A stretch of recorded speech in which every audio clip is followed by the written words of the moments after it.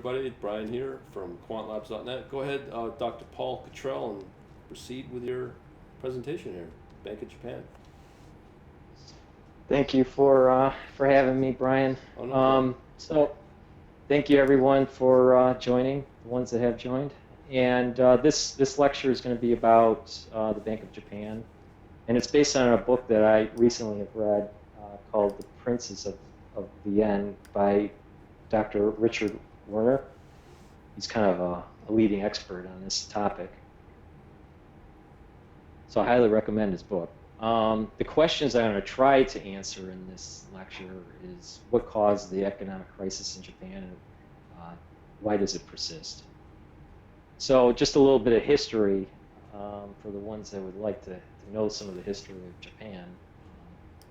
The pre-World War II Japan was relatively a capitalistic society, much more than what common historians have made Japan out to be. A lot of people assume that Japan wasn't capitalistic until after World War II, which was not true. Pre-World War II, it was very capitalistic, and the Zaibatsu class, which was kind of the class that owned the corporations, they were a very shareholder-based type society. Then during World War II and just before World War II, there was the ramp up of the war economy, and it was based on a German economic model. And there were some laws that were instituted within Japan to actually nullify some of the rights of the Zaibatsu class. So part of this was the Temporary Funds Adjustment Law of 1937. And what that did was it basically put the commercial banks under the control of the central bank and the MOF, which is the Ministry of Finance. And then in 1942, the Bank of Japan, under the control of the government and the Ministry of Finance, started to really control the economy.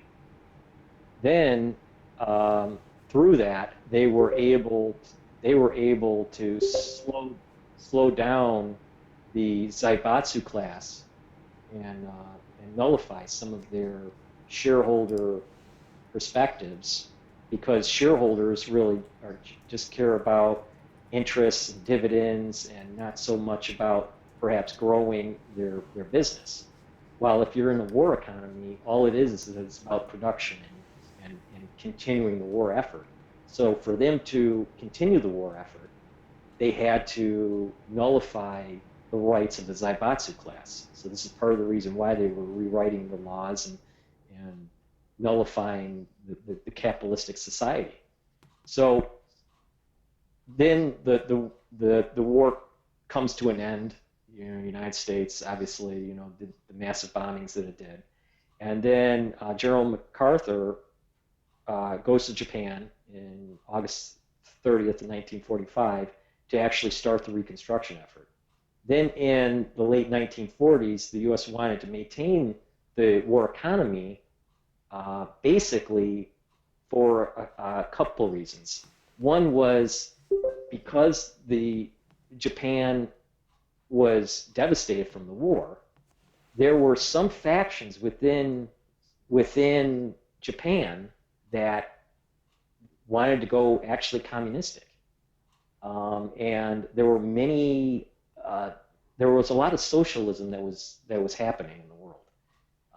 Case in point, there was right after the war for England, you would think that it would be anti-socialistic, but the facts were Churchill ends up being taken out of power, and what happens is more socialism starts to creep up in England.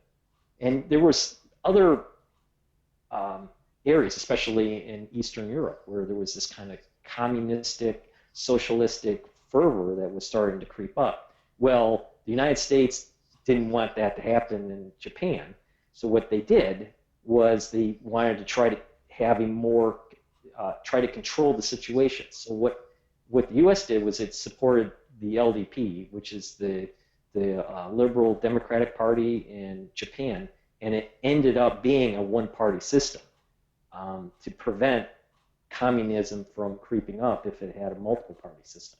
So one, strange little historical fact is that the United States actually prevented true democracy through a multi-party system to actually creep up in Japan and force the LDP to actually be the actual one-party system. This allowed for reduction of the Zaibatsu class even further by basically taking the Zaibatsu class that had the land, that owned land in Japan, and actually passed it on to the peasantry, or the ones that were working the farms. So they took away the rights of the Zaibatsu and handed it over to the poorer class to keep communism at bay. So they kind of maintained this war economy concept within the political structure. Now, the economic part of that war economy was still to maintain how the BOJ and the MOF was actually controlling the economy. So in 1946, the BOJ governor Ichimata, through USA approval, started to use this window guidance system, which is basically a system where the bank, the BOJ, the central bank, is telling the other banks, the commercial banks, what to loan out to. So during the war effort, during actually World War II, the banks were told where to funnel the money to which industry to make the armaments when they needed it. Well, in a post-World War economy, what the window guidance did was the BOJ was basically telling the central banks that you should be funneling this money towards steel production. You should be funneling this money towards car production, or for robotics, or whatever, or electronics, or whatever.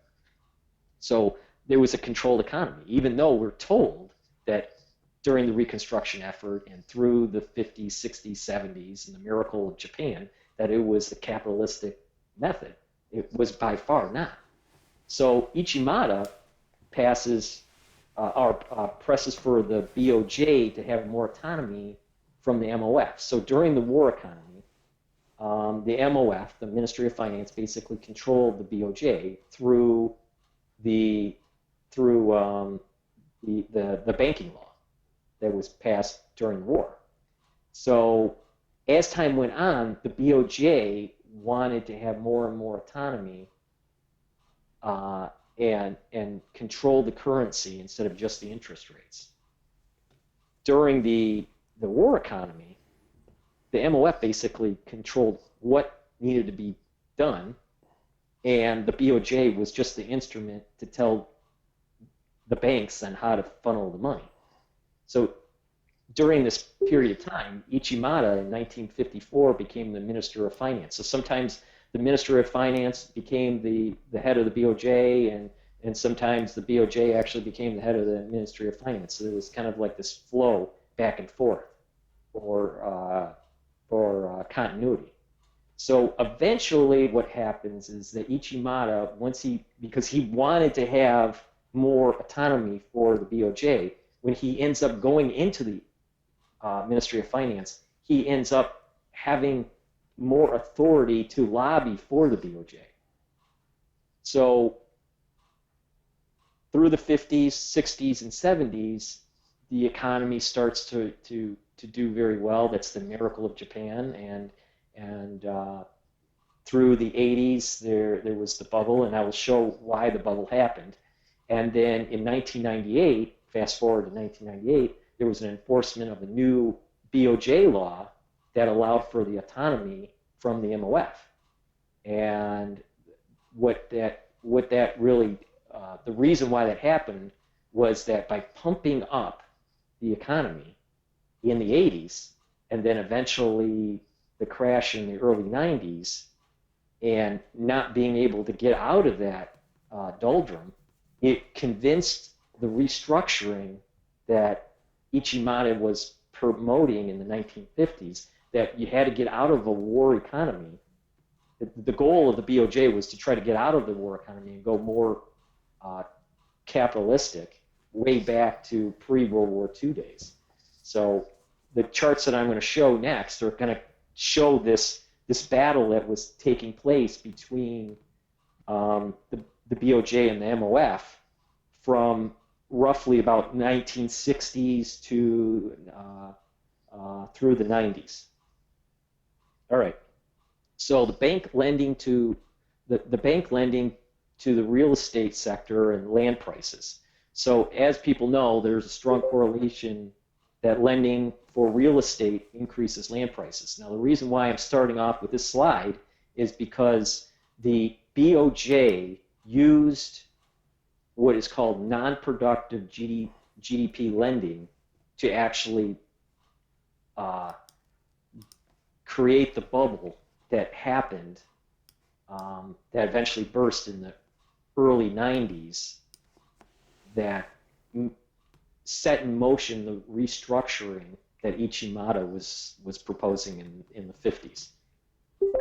So here you can see that you have, on this curve, the real estate lending, and on this curve you actually have the commercial land prices, and that as real estate lending increases, commercial land prices also increase. So there's a correlation there. That seems obvious, right? What's interesting here is that they pumped up the lending all the way up to 1988 or so, and then cut the lending right before the actual bubble, which was in 91. So here is kind of some proof that the BOJ was orchestrating a bubble. Now, credit creation used for GDP transactions and and nominal GDP in Japan. So there's a strong correlation with credit creation for GDP transactions to nominal GDP growth. So here you have this curve here. You have the nominal GDP, and the thicker line you have the actual credit creation. So as credit creation is somewhat year-over-year percentage. These are year-over-year percentage. So as long as you have a somewhat growth in credit creation for GDP transactions, you'll have growth in nominal GDP. But when you start to contract the credit creation used for GDP transactions, then you start to see nominal GDP actually go down. And here, we basically in the 80s, you had relatively good GDP transaction loans, but they started to contract, and then the bubble burst. So the question, go back to the slide. The question would be, well, if the bubble burst, why didn't they pump the market with credit creation for GDP transactions to stimulate the economy? And the main reason is because they didn't have the bank. It wasn't until 1998 when the new bank law actually was established to get autonomy from the MOF.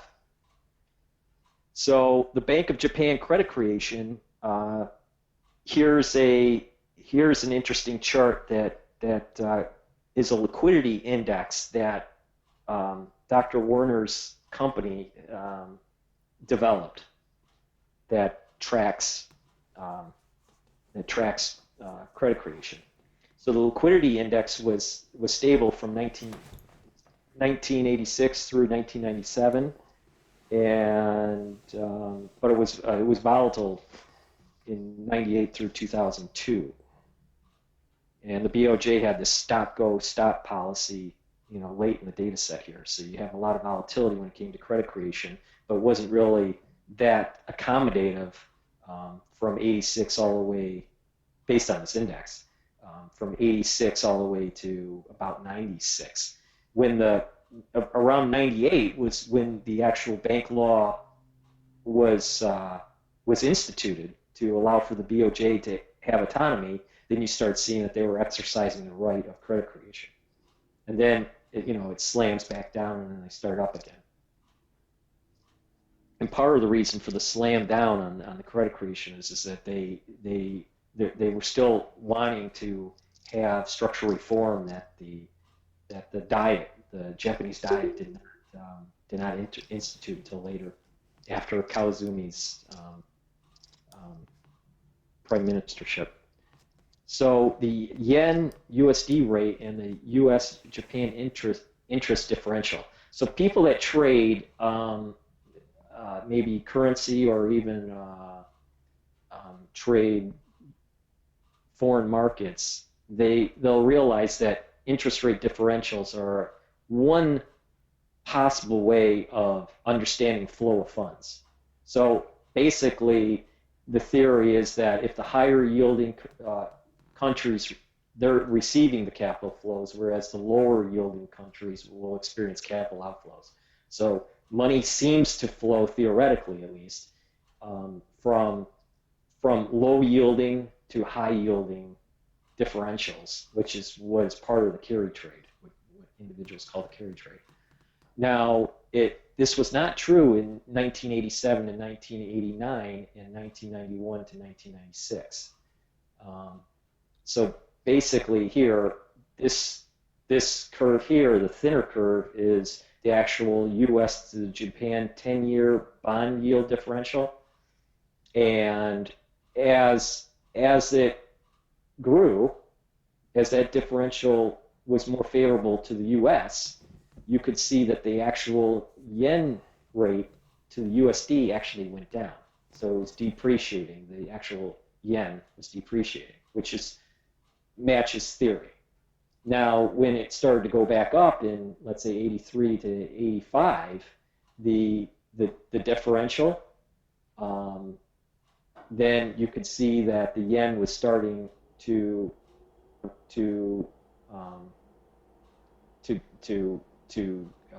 not follow its typical pattern. But the real big point here is the inflection here.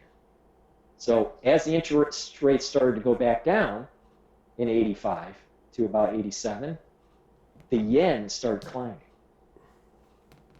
All right, but then as the rates started to come back, the yen didn't correct. It didn't start to depreciate. It started just keep on climbing.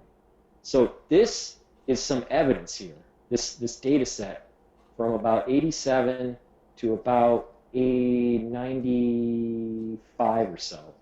This right here is not following the theory of currency and differential interest rate differential. Part of the reason, if not all the reason, is that the BOJ was intervening in the market with the yen.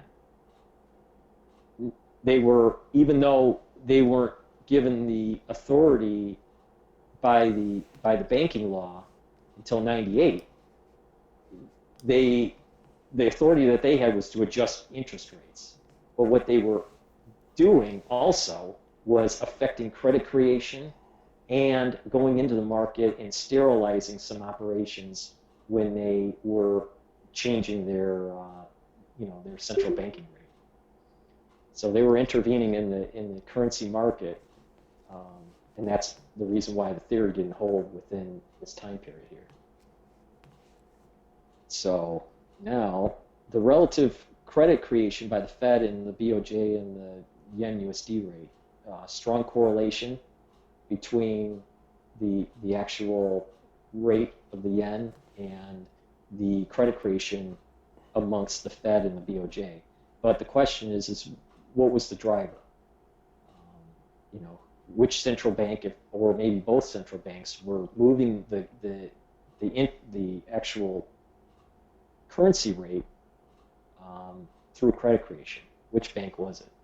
Okay, so Werner basically separated the actual credit creation from the Federal Reserve and the BOJ. And this curve here is the BOJ. The thicker line curve is the Fed. So you can see here that from around 88 from around 88 to around, let's say 91, right? The BOJ was relatively more credit creating than the Federal Reserve. And then after the let's say middle of 1990, it started to contract, and the bubble burst in 91. And you can see from this point here all the way down that they didn't really stimulate through credit creation at all when the bubble burst. So they didn't seem to be stimulating the economy like monetary policy would suggest. If the economy goes down, you start to stimulate. It's almost as if there's some evidence here that they inflated the economy, let it burst, don't stimulate through monetary intervention, and to allow for the restructuring that Ichimata was actually proposing. So you can see here that the back in '92, who was really stimulating this credit creation correlation here was actually the Federal Reserve, not the BOJ. The credit creation was being created by the Federal Reserve, and the BOJ from 1992 to 95 was anemic. So the BOJ window guidance in the actual bank lending, the 3-month lags, there's a very, very high correlation between bank loans and window guidance. So this is proof positive all the way from 1974 all the way to when the bubble burst. And throughout that bubble bursting, that the banks follow the window guidance policy of the BOJ. So this is proof positive that when the economy was growing, it was due to the way the banks were lending out to the economy, and there was no support there was no positive support through window guidance to get out of the actual recessionary condition that was arising from the bubble. So here, the BOJ decided not to help with the window guidance, even though for 2 decades it showed that you could have a growing economy with window guidance. So Japanese real GDP growth, when you do somewhat of just kind of like a regression line, all the way from 1958 all the way to 94, you can kind of see that it was relatively high through the 70s. It was even at 4% through the 80s, and then dropped really low right after the 90s. But there was this overall trend. So there's this kind of the catching up phenomenon, where an emerging economy ends up actually catching up GDP per capita, and it's harder to grow. Part of this was also due, if not largely, especially near the end of the data set, through window guidance.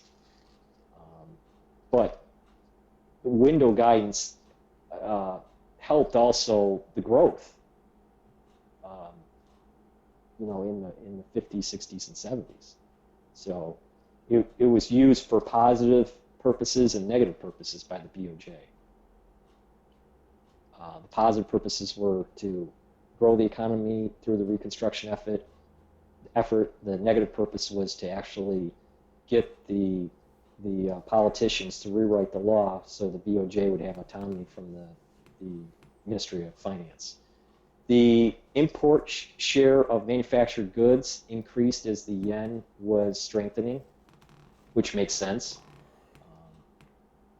So that's the amount of imports that are going into Japan that are actually being added to some of the products that they create.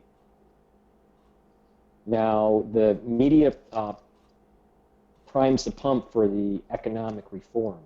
What is kind of interesting here in the book, he does a kind of like a an analysis. It's similar to what Schiller did in his book that I read. I'm trying to remember. I think it was the Irrational Exuberance. I think it was the name of the book. Schiller and Werner basically goes out into newspapers and looks at certain words and compares it to when the economy starts to either go into a speculative equilibrium, or a positive speculative equilibrium, or a negative, if it's going to be a bubble or a sell-off or a crash. So, for example, Werner looked into newspapers during around 1992 of the usage of deregulation, which was exactly what Ichimoto wanted and what the BOJ was promoting through the 60s and the 70s to try to convince the public that there needed to be structural reforms for Japan to grow. You kind of hear this similar, and it might be a little different, but there's a similar echo in China. You're hearing a lot of, well, it wasn't that long ago, 5 years ago, where China was this export-driven type of economy. And what do you hear now? Oh, they got to stop exporting. They've saved all this money. They got to be importing now, right? Well, it was something similar was going on in Japan, where the developed nations, especially the United States, was putting a lot of pressure on Japan that you need to stop exporting so much and you need to start importing and have structural adjustments to allow for freedom of capital, lower trade barriers, more neoliberal, Reagan-esque type economics. So this is proof that during the right after the bubble, the newspapers were actually saying, you know what, the population may be getting primed for deregulation. So there was some orchestration that was going on with the media and the BOJ. Japanese banks and other assets. So basically, when some of the loans were starting to default during the crash, and a couple of years after the crash, the loans, the defaults were starting to build up. So the banks were using derivatives to help with their balance sheets. So this is a signal that banks were accumulating assets to address bad loans from the bubble era, because what was happening is that as the bonds or as the mortgages were starting to default, the loans were starting to default, they would start shorting some of these products. Well, by shorting some of these products, they were actually gaining some money back from some of the losses that they were incurring on some of the loans that they were doing. So this was kind of like a hedge strategy. And you can see that this hedge strategy from, it's hard to read this, but I think it's in the 80s, 84 to, here's the 90s, this is like 98 or so. But throughout the 80s and a large part of the 90s, it was somewhat stable, within 0 to 40% or so of the balance sheet. But then it really climbed in 98, where there was a lot of sell-offs and there was restructuring that was going on. They were letting the BOJ wanted the banks to restructure and start to let the zombie banks kind of try to fail. They wanted to restructure the economy and have it more a deregulated economy. And so here you have a lot of volatility within the other assets that were on the bank balance sheet.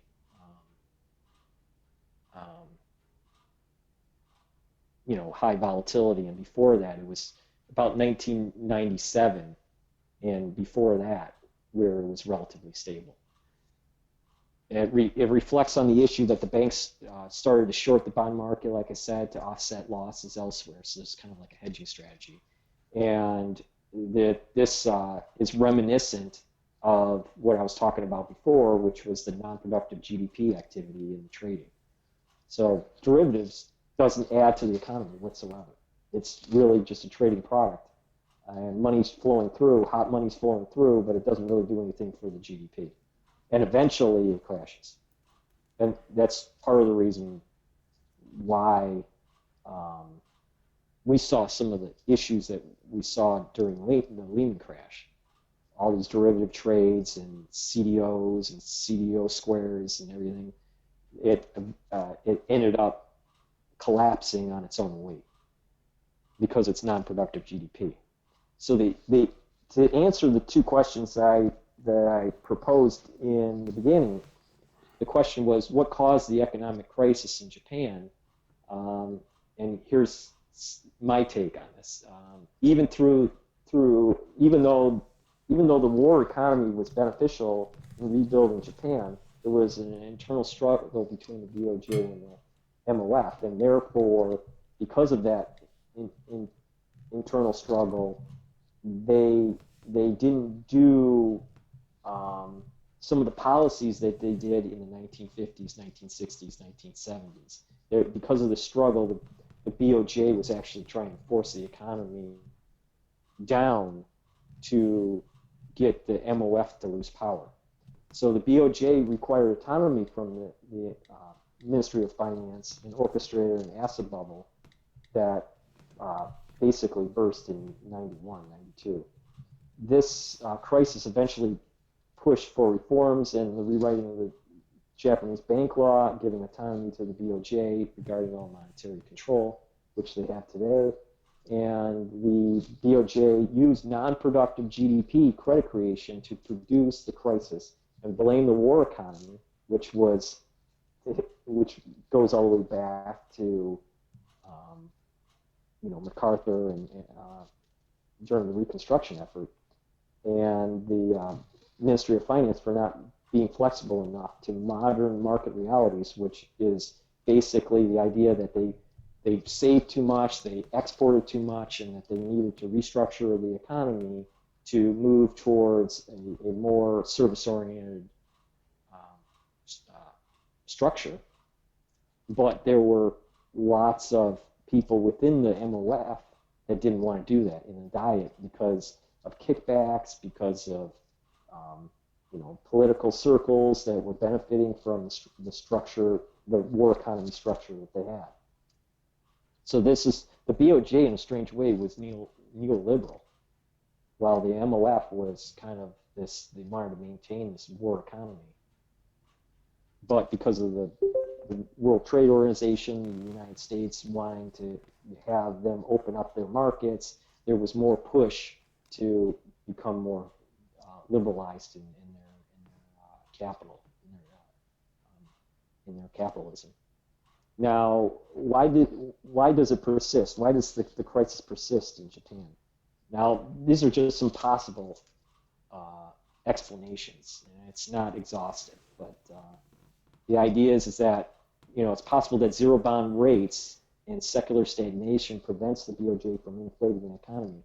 So what I'm basically saying here is that there's something structurally different in the world because of technology and controlled central banks being able to control inflation for the most part, especially in developed nations, which may be rewriting classical economic theory in terms of monetary policy, and that we may be moving into an era where the old way of monetary thinking doesn't hold because of secular stagnation or zero bound interest rates. And we're hearing it today now, even with the Federal Reserve.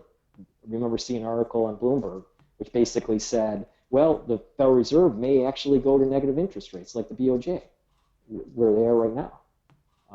So maybe we don't understand something when it comes to this new type of monetary policy.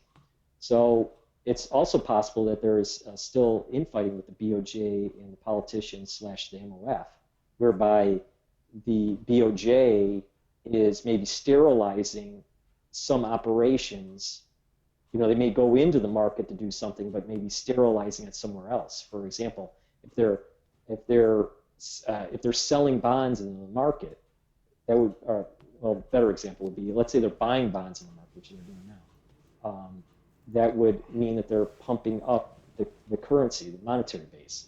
Well, they may go into the market and actually strengthen the currency. It's possible. We don't really know what's really going on because they've been intervening in markets for so long based on the war economy that they're somewhat sophisticated on how to sterilize operations for political means. The curse of safe haven currency like the Swiss franc.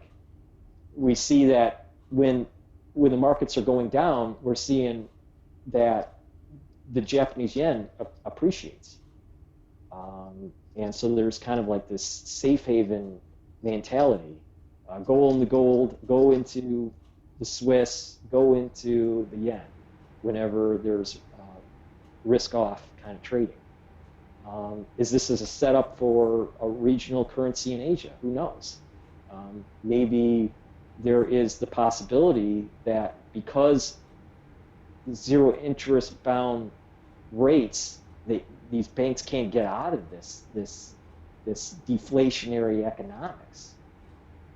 It opens up the door for a regional currency to be instituted,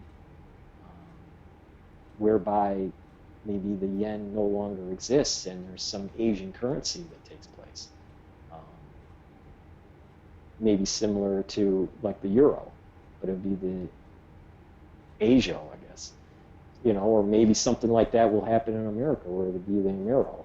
Who knows? But something strange is going on when it comes to zero-bound economics. So the conclusion, the zero-bound economics rewrites standard economic theory, maybe.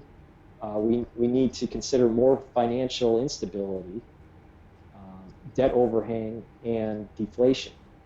So there's going to be more and more financial instability when we're near this zero-bound rate. So every time the economy starts to falter, if you're near zero-bound, the only where you can go is negative interest rates. So there's going to be a lot of financial instability there. There's a lot of debt. The countries have lots of debt. The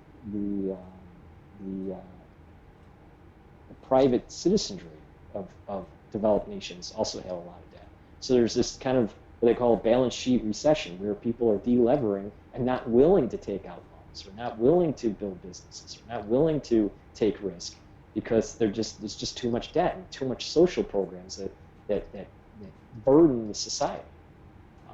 And then because they're near the zero bound, it's maybe relapsing into deflation. Will there be more regions in negative interest rates? It could affect money markets. There was some talk in the U.S., I think it's the Federal Trade Commission, basically that if the United States goes into negative interest rates, what does that do to the money market? Think about how many people that are in mutual funds that are money market funds, where, what happens if it breaks the buck? And especially with, in the United States, the baby boom generation, what do they do with their savings? This could cause global instability. Now, the last part that I have here, and it's just kind of a philosophical thought, is that as artificial intelligence starts to become more instituted in the economy, how does that affect the actual capital and labor ratios that standard economics would hold? The theory of capital and labor is that you invest in capital, there will be a labor force there, and there's a symbiotic relationship between the citizens and the capitalists, right? Well, what happens when you need less labor, and and the labor force is artificial? Well, what does that mean to the previous labor force? How do they buy anything? So this could lead to this over efficiency, maybe through computerization or automation, may be part of the reason why we have zero bound interest rates. It's a theory, and there's no empirical evidence as of yet. But there's something. I think there's something fundamentally changing with capital lending. But that's just my take on it. And I think that's the last slide I had. And if anyone has any questions, I'm glad to answer. Who's got questions? Anybody? Yeah. So when you look at America today and you see that we had zero interest rates for a while, and now it's just 0.25. I mean, do you see any parallels there with Japan, and maybe what we're going through now is a bit of a bubble, maybe an asset bubble? Well, I think we definitely have an asset bubble. Was it instituted by the Federal Reserve? Most likely, because Bernanke was saying, during the crisis in 2008, that, well, we need to inflate our way out of this. Inflate our assets. That was part of TARP. That was the reason why they recapitalized the banks, and hot money flowed into asset markets. And even during that time period, especially 2010, 2012, you heard in the United States that people couldn't get mortgages because the loan requirements were too high. So it was money that the banks were able to use to either put it overseas, and that was part of the reason why Europe climbed so much in 2009, 2010, because Trichet, who was running the ECB, was not willing to weaken the euro. He wanted a strong euro. So that yield differential flowed the funds to Europe and to Asia because of the growth that was going on in China. Well, okay, fast forward to where we're at now. Well, China crashes, so everyone's pulling their money out of there, throwing the money back in the U.S. market, which actually that started like last year, and everything's helter-skelter because of the peripheral nations not being able to pay their sovereign debt in Europe. And Draghi comes in and says, you know what, Trichet was wrong. We needed to have quantitative easing, just like Bernanke did. And so I'm going to try to save the day. And this may lead into a one bond market world, or one bond market euro world later down the road. I read a book by Lord Turner called Between Debt and the Devil, which is a really good book. And I actually met him at an INET conference in Toronto, which was actually where I saw Brian. And the gist of his speech over at the conference was, you know what? We're going to have financial instability until the major markets, meaning the United States and Europe, get to a point where they're willing to admit that they're going to monetize the debt. So right now, we don't really have monetizing of the debt. What we really have is quantitative easing with the understanding, at least in the public eye, that the central banks are actually going to unwind that quantitative easing eventually.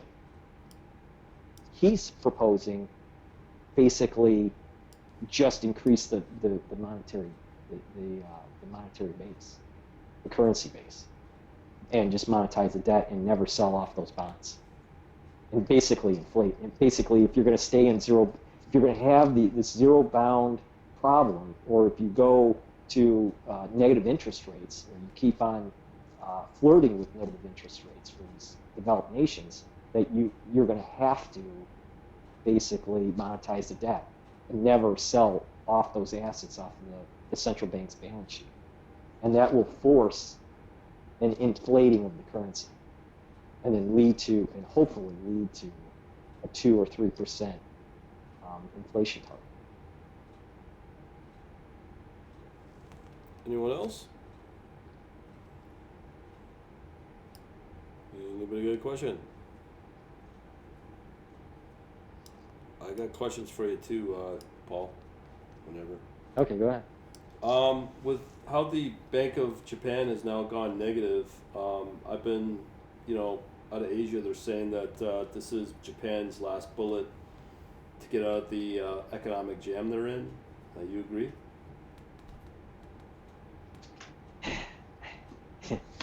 I don't know if it's their last bullet, because if Turner's right, they haven't monetized the debt. So the last resort is monetizing the debt.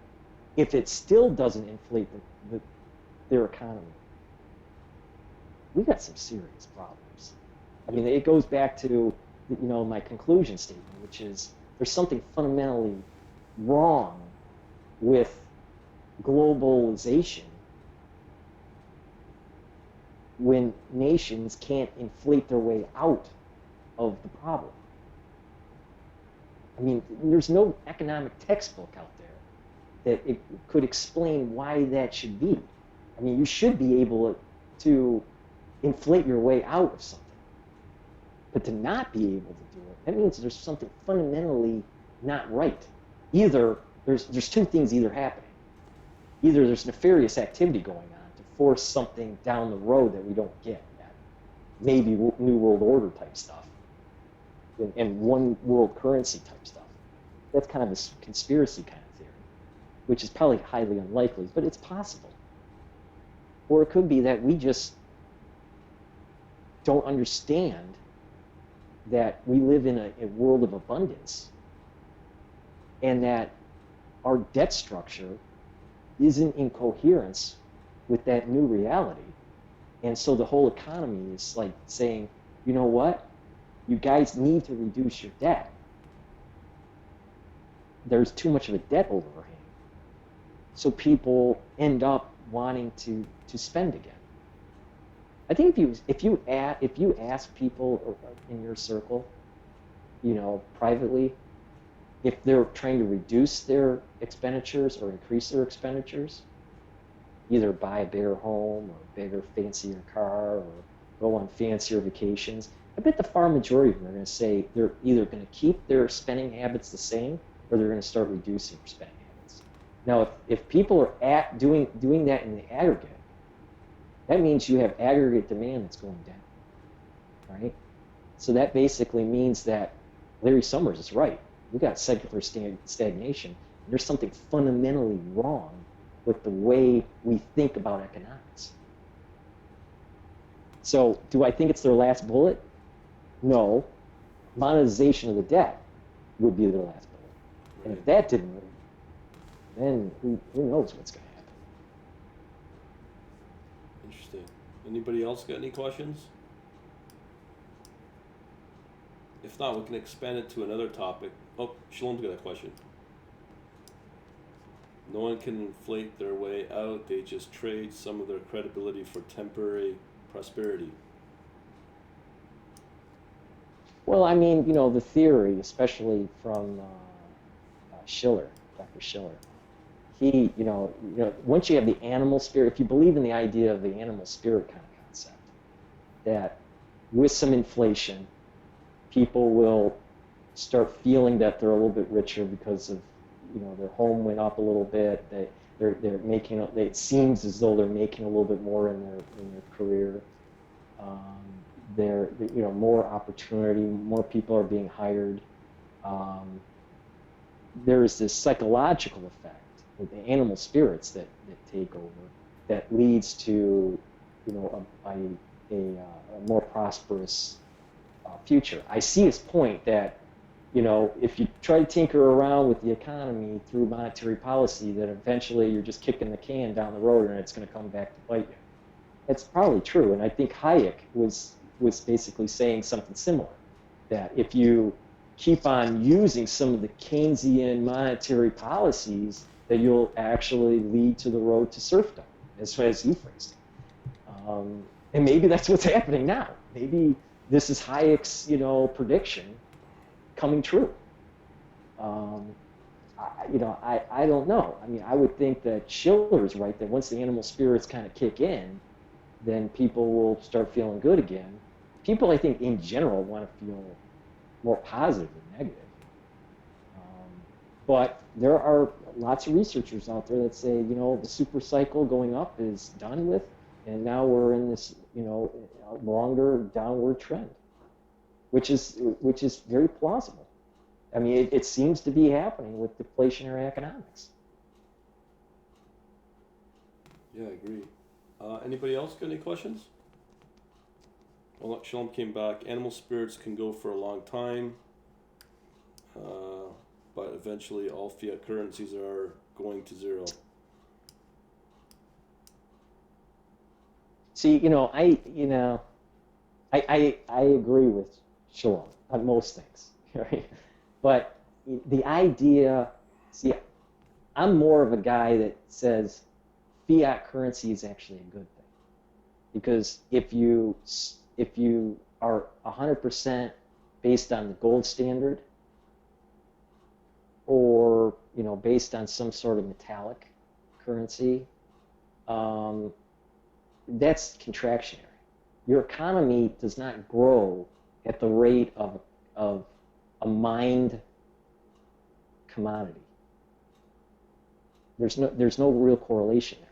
So when the economy wants to grow, but the monetary base cannot grow at the same rate, then that means it's contractionary. And so that's part of the reason why we left. There's a reason why we left the gold standard or the metallic standard, right?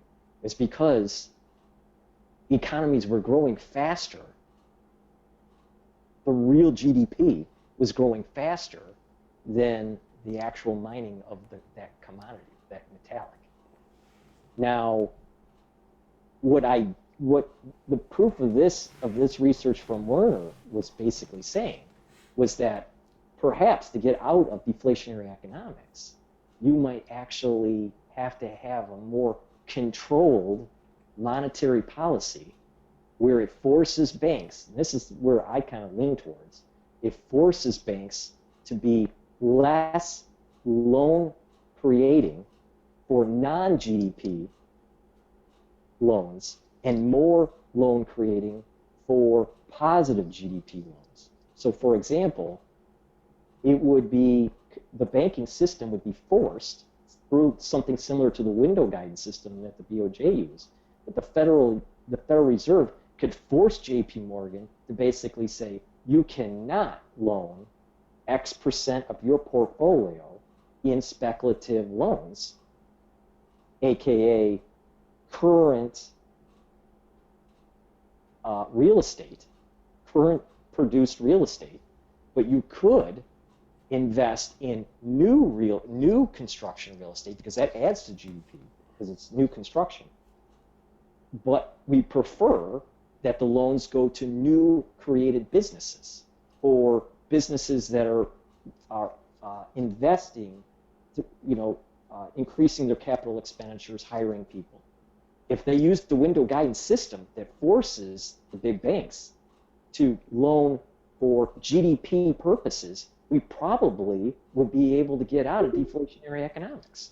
But the problem is that because we have, quote, a free market, and that the Federal Reserve only can adjust interest rates, and maybe sell or buy assets, especially in illiquid situations like what happened with Lehman, but not dictate to the banks on how to loan. All they can do is basically say you need to have certain capital reserve requirements. That era might have to end, where the Federal Reserve and all these other main central banks like the ECB, the BOE, and the BOJ, they force these main banks to actually give loans out to businesses that want to grow and hire people, and they force them to reduce lending to people that are just speculators in asset markets. But that mentality is not very free market. It's controlled, but it seemed to work for Japan for 3 decades. So, maybe if you add in a little bit of artificial intelligence within within the central banking system, where you have automatic stabilizers that says this is what the monetary base needs to be for a certain percentage real GDP growth, and it senses where the bank should be loaning the credit creation, how it should be lending it out through some sort of sensory system. It forces the banks that if you don't follow this procedure that the artificial intelligence is suggesting by the central bank, then they may lose their banking license or they get penalized through taxation. But it's not free market. This concept is not free market. I don't know if you've seen John's comment. Japan debtor ownership is mostly domestic. Does this mean it's similar to kicking the can down the road? Well, the problem with domestic owned debt from a sovereign is that it probably is a crowding out effect, which basically means that, well, if you're saving, then how are you going to spend? So the United States, it was selling bonds, right? In the case of BOJ, they were selling bonds to their own people. Well, the people have X amount of money, so if they're saving with the bonds, then they're not spending in the private sector, right? So what that basically means is a crowding out effect through investment and preventing them from buying. So the economy isn't really flourishing. It does work when you're like the United States, where everybody wants to buy U.S. treasuries right now, and most of the, the United States could sell treasuries overseas, right? Like China, and money flows in, and the federal government can spend it, and every Tom, Dick, and Harry in America can slurp on a Slurpee. It's just so. But in Japan's case, I think it's actually a crowding out effect. In the U.S. case, it's not a crowding out effect because I think a lot of the new debt that's coming out is really being sold overseas. But that might be changing because of what's happening in China now. But the overall total debt that the government has, I believe, is owned mostly by the Federal Reserve because of the whole operations that they've been doing in the market. And if one would say that the United States citizenry owns the assets of the Federal Reserve, then it's really the United States that owns the debt. But there's others that would say, well, the Federal Reserve really isn't part of the U.S. government, and it's actually a private corporation, which is a true statement. It's kind of a quasi-governmental institution controlled by the executive branch. Anyone else got any comments or questions? If not, I don't know if you heard this today, Paul. This was on Deutsche Bank. Woes threaten cocoa coupons, and there's a chart that went up where basically it says that Deutsche Bank may struggle to pay coupons on its riskiest bonds next year if operating results disappoint or litigation costs are higher than expected. They're blaming that back on the ECB because they've been in negative territory for the last, couple of years? Probably last year. Right. So what you're really kind of seeing is something similar to what I was explaining with the BOJ and the MOF. Mm-hmm. It's different, but it's similar. So I think what's happening is the banks are tightening credit because remember the Federal Reserve can't control the way the laws are. The Federal Reserve can't tell J.P. Morgan how to lend, right? It can sort of persuade, but it can't really tell them how to lend. So what these banks are doing is that they're tightening up, and they're trying to reserve their balance sheet for the recession that's coming. All right, and they can go to the central bank and they're trying to say we need lower interest rates. You can't, Federal Reserve, don't raise those rates because we need that cheap money. So they're like having a fit, like a little kid, when you take away their toy. Yeah. The banks are having something similar. They're fighting the central bank and or the uh, the the political establishment to get their way, to kind of force their hand, similar to what the BOJ was doing with the MOF. They were orchestrating a recession to try to get concessions that were in favor for them. The banks, there's kind of this infighting now. I remember reading Geithner's book, and he said, I think in the last 2 chapters, that yes, it's true that governments gave a lot of money to the banks to help stabilize the banking industry. But he was warning that governments, especially in the United States, are going to start to tighten on regulation and capital requirements on these banks once the economy starts to heal. Now, I don't remember him putting a certain date on, or what year that would happen, but he was saying that once this whole thing abates, this whole crisis abates, and we're near the tail end of the crisis, from Lehman, but once it abates, governments are going to be a lot more forceful on these banks. Now, how that all transpires, who knows? But I think what you're seeing in the news, like what you explained, is kind of like a tantrum, like a little kid tantrum that the banks are projecting on the regulatory bodies. But I do think the banks do have problems. There's some serious stuff going on, and who knows? I mean, I remember reading research that was saying that if you have a major crisis over in Asia that deals with currency, in Hong Kong or in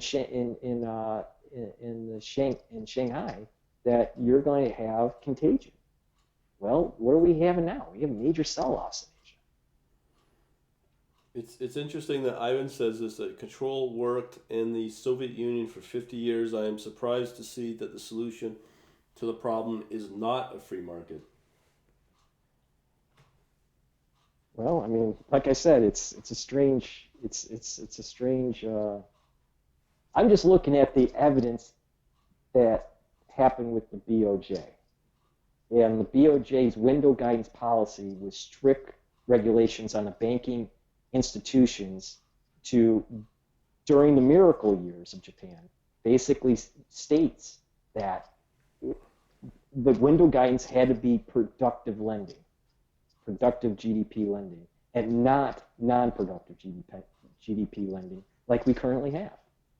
And we'll keep on having deflationary issues until we actually loan and grow in real GDP terms. Yeah. But you're right. It's not free market capitalism. That's for sure. It's like some derivative of it. Anybody else got any comments or questions at all? No. Took us about an hour, Paul. Okay. Thanks for presenting. Anybody else got any questions or comments at all? No, nothing? Oh, Kiva's got the B of J is one data point. You can't make an inference from it. Well, I mean, yeah, that's true. I mean, that's true.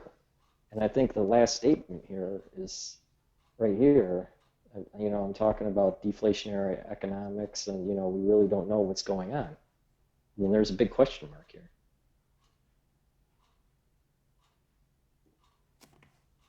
But I mean, the thing is that if we only have one life, our life is only one data point, right?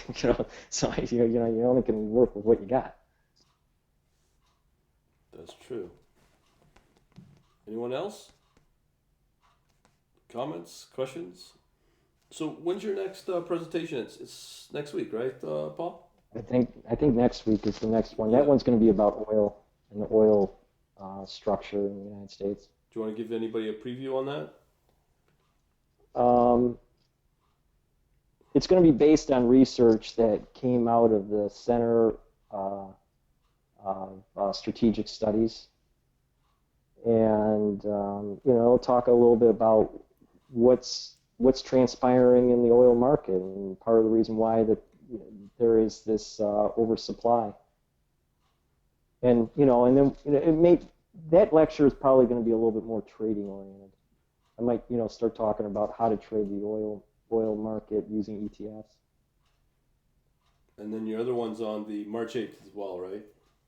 Yeah, and that's using artificial intelligence, what is called cortical and subcortical computing that I've been working on, and that material will also be presented at UCLA during a big data conference. Sounds good. Anybody else got any questions at all for Dr. Paul Cottrell? Guess not. I guess we're done. All right. Well, thanks for having me, Brian. Oh, Appreciate no problem, man. Thanks for doing it as usual. Okay. Thanks everybody else for coming on out. And I guess we'll see you next Monday night, 8 o'clock, 8 p.m. Eastern Time. Yep. And thanks to everybody for showing up. Yeah, thank you very much for one last joining. question. This is okay Yeah. to put up on YouTube, I imagine, right? Yeah, of course. Okay. Okay. Sounds awesome. All right. All right, All right. guys. Later. Thanks. Have a good night, eh? Good night. Later. Bye.